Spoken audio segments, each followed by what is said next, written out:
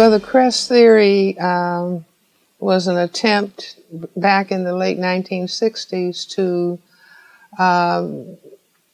explain what I thought is it is a crest theory of color confrontation and racism, white supremacy.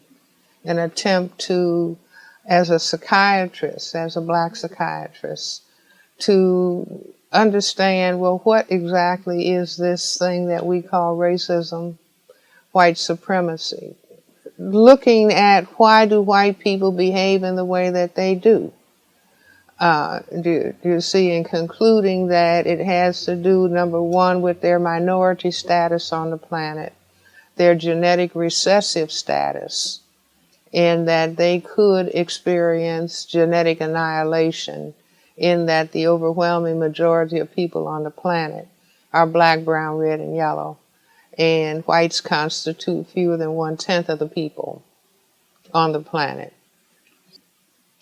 One of the things that we find that is happening now is there's this constant countdown you see on the news all the time to when America's a minority nation. So there's still this countdown happening in terms of when white folks will be in the minority. They will be a majority minority, which is nonsensical.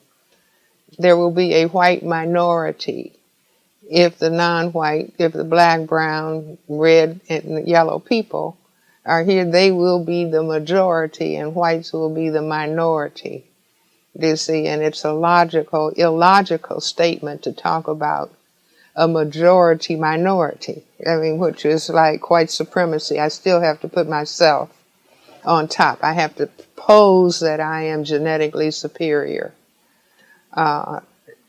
to compensate. I say it's a compensation for a genetic recessive status.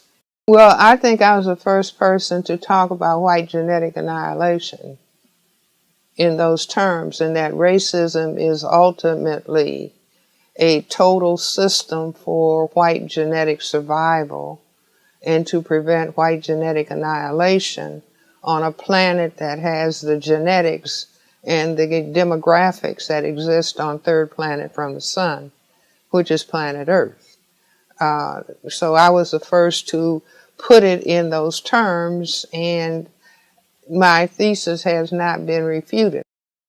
I would say that if my definition is understood, that racism, white supremacy is the fear on the part of people who classify themselves as white about white genetic annihilation and the concern for white genetic survival.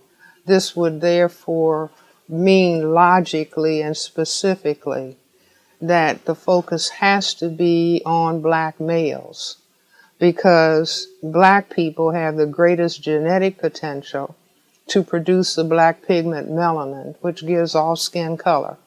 And since we have the highest level of genetically determined ability to produce this pigment that can cause white genetic annihilation, and it's only males who can impose sexual intercourse.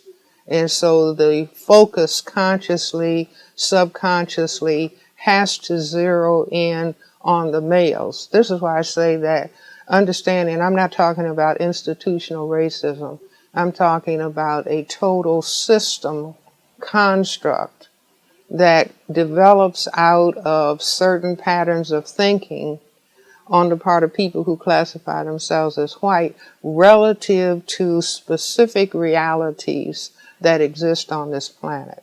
And so then once that is understood, that the fear of genetic annihilation that takes to the focus on the male, the black male person, as being the number one perceived threat, the number one enemy, and everything flows from that.